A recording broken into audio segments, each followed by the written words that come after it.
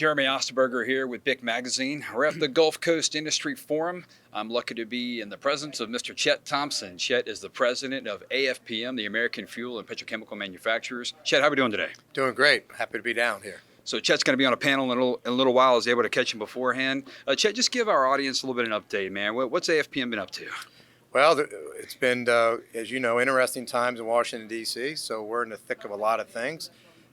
From trade wars, we're certainly engaged on that, and also our regular RFS fights. Lots of happening on that front, including a meeting with the president today, looking at the future of the RFS program. Chet, get into the industry's position on RFS, and where do you hope to see things go? Well, as you know, look, the RFS is, from our perspective, a broken program. It needs to be reformed. We've been trying to find ways to do it that could result in a win-win, not just for the refining industry, but also for the farm community. It's challenging right now. So where we are is the president is entertaining proposals from the biofuel industry right now. In fact, again, there's a meeting today that Senator Cruz is leading. Where they're talking about how the president's going to react to this proposal, where the biofuel industry is asking for another 1 billion gallons of biofuel mandate be layered on top of the program next year. And allegedly this is being done in response to the small refinery hardship waivers that were granted a few weeks ago. So Chet, other topics in the last couple of years have been the IMO standards. Can you just give an update on where we are with all that? Well, we think we're in a pretty good place at the moment.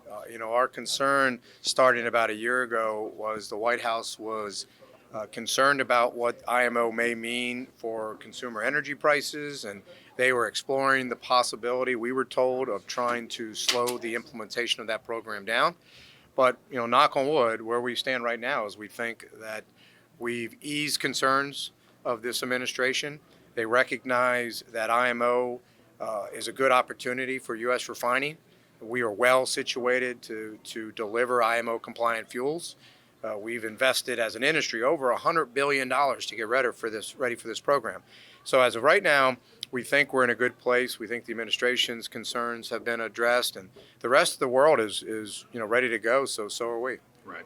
And I guess you mentioned tariffs earlier. I guess give us a quick update on that. And I don't know, give me a crystal ball, man. Where will things fall in regards to the tariffs and the current administration? Well, I would just, first I'd say there's two things about trade right now. We have the USMCA, and of course that's really, really important, as you know. Right now the U.S. refining industry gets half of our imported crude comes from Canada, and 20% of all our refined products go to Mexico. We need to get this deal done. We're becoming more optimistic that something will happen. There will be a vote later this year. So again, stay tuned on that front. As far as the tariff and the trade war between the United States and China, we have been urging the administration to end this war, to find a solution, and I'm optimistic it's going to happen. The president knows how important this is, not only to refining and petchem, but for manufacturing generally.